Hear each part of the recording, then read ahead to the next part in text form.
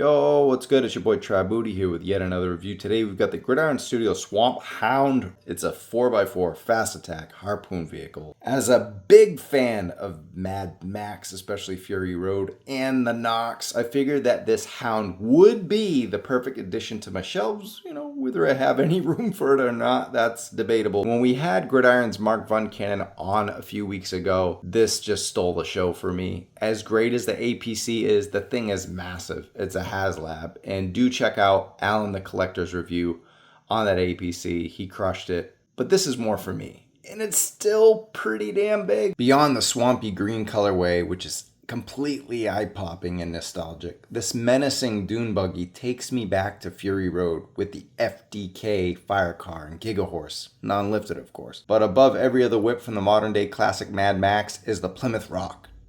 Just take away those 10,000 spikes. But what really draws me into the Swamp Hound is the extensive weathering all over the vehicle. And the flesh does not feel, as bright as, say, the Dreadnok Ground Assault Jeep. Taking that green 20 steps further is the rustic weathering technique, just all over the vehicle. It's seemingly blended all the way through the buggy's bod, from the piping rails to the rusty brownish cab cover and more. My one question I'd ask Mark is, what's with the OD green headlight color? And this is not a painting miscue. This is in the promo images. So that's an interesting take there. Doesn't kill it for me, add some variety, but I'm curious nonetheless. Critically, if we had an action figure that had this kind of paint miscues, we'd be all over it, but for this it's perfect. It really just looks like real weathered rusty pipes and everything. So, something you'd want out of a Mad Maxian Dreadnok vehicle. Imagine opening this gift, unwrapping it, and discovering all these paint chips. These silver paint chips, and how terrible. No, it's supposed to be like that, and it's so great. I've been on movie sets that have a post-apocalyptic feel and everything seems realistic. Look at all the brown. I mean, this is perfect. Look at the silver paint chips, and this really feels like just spray painted green metal. This is an Ostriker per se, stolen by the Dreadnoks and painted in their own color scheme. Look at the metal hood and those deep burnt oranges, rustic browns, the scrapes, the scratches. And on top of that, the Swamp Hound's smothered in chains and hooks, and we'll get into that. You've got headlights with the cages. No lighting features, sorry about that, but these do swivel up and down. And the cages seem to fit fairly nice on there. They tilt a little bit, and there's still some paint value there to show that they've been busted up a little bit, and that's on purpose. So you get those like silver paints. But of course, all handmade. This is not getting pumped out of some big factory or anything like this, so they take a lot of time and effort to make these unique vehicles. And you've got springs here on the suspension, and they even feel like springs. Yeah, right here. So, a car doesn't have a suspension feature, but it is really a nice aesthetic. And you got cargo cages. Even that has a bit of smothered paint on it. Now the bottom of the Hound is pretty plain and flat and clearly a toy. But I mean, how many pictures are you really going to do under the hood anyway? And I got stuff flying all around. We'll get into those accessories. You got that rusted paint. It's still here though. They still messed around with it. And here's a giant drone shot of the Swamp Hound, kidding of course, but top down you could see everything, how it looks from the top. We'll do some comparisons as well. We want to shift this way, Tony Fig style. And he reviewed the Jungle Hound, so shout out to Tony's Figs. He did like an overview of it. Make sure that you put the smaller tires in the front, kind of like an A, classic A, and the bigger tires, but they are level with each other. As you saw earlier, not one isn't bigger than the other, but it does still have that dune buggy feel, and they have the slim ones in the front for speed, and it does roll. No problems at all. At first I thought these tires were rubbing in too close to this, if you kind of mess with it a little bit. The one thing I would say about these tires though is be very careful of these spikes. Be very careful in there. Don't do what I'm doing now. I don't know what this is, probably for me. A little bit of blue paint, that's interesting. But yeah, and you can see the teal. Is that the matching green? No, see, even this green is a lime green kind of with this swampy teal green that we have up there. So I'm not sure about the A.W.E green on the lights. It was just very difficult to paint or something. Because if they matched here, I would get it. Maybe this should have been lime. But on the bright side, the Jungle Hound tows the HMS? Is that what it's called? The HMS pretty wonderfully. So no issues there. Functionality on point. And the towing capability from this angle. Yeah, HMS. All right, so we got roaring engines in the background, ever so fitting. We're gonna take a look at the interior here with the steering wheel column and gear shifts and so forth. I really love that you could take this Gridiron. This is really nice, by the way. It's got a great quality to it.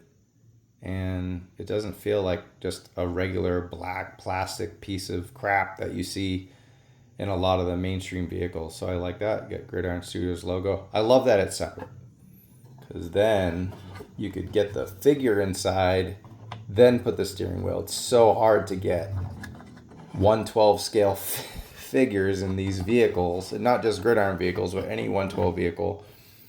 And then so that's pretty brilliant. And you know what? It's maybe just a touch loose, but not too bad, right? All right, so here's the interior, and it's not painted, and still pretty rustic, but I would have liked to see, I know Hasbro uses like sticker sheets and stuff, but it would have just been nice to have some extra paint in there. I know it's a cost and everything, but being independent, it would have just been nice.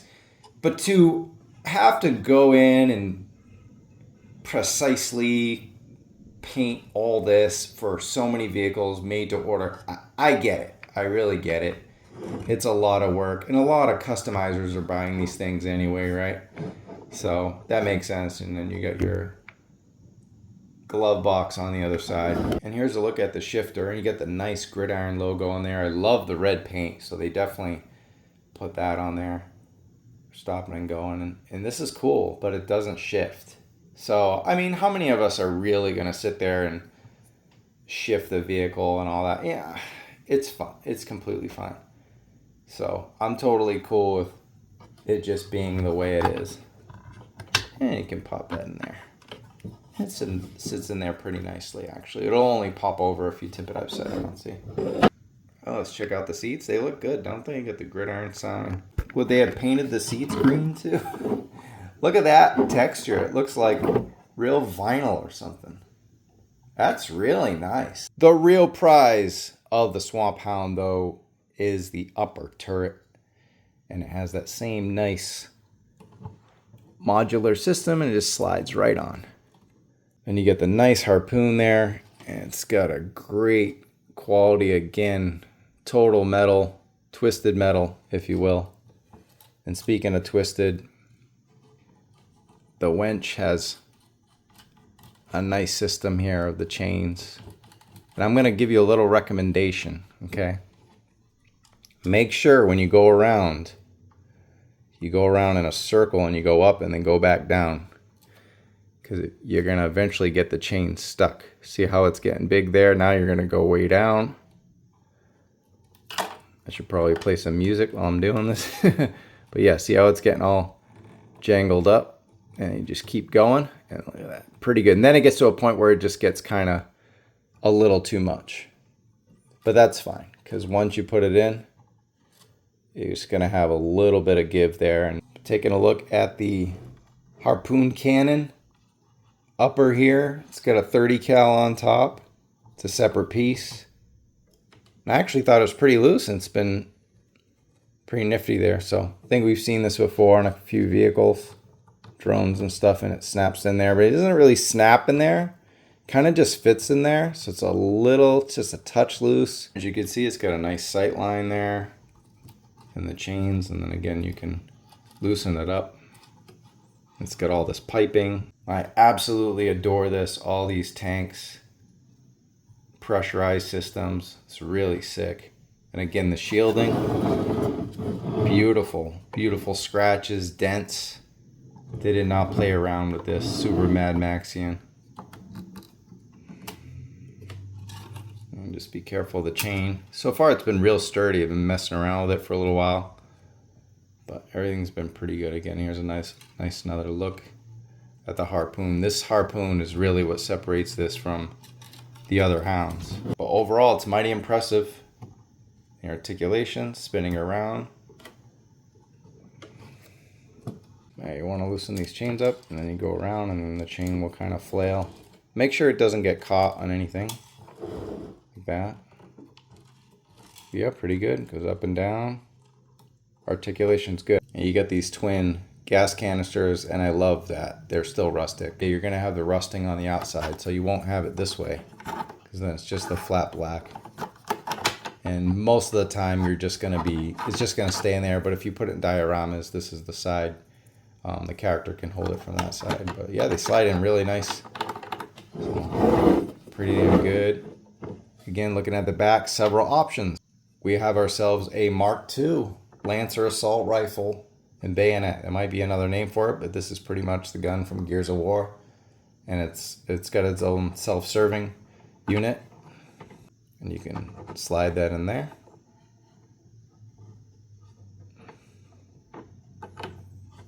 And it could be a full turret. Now, one thing I don't understand is if it's on the wrong side or not, because once it's in here, it can only spin inward.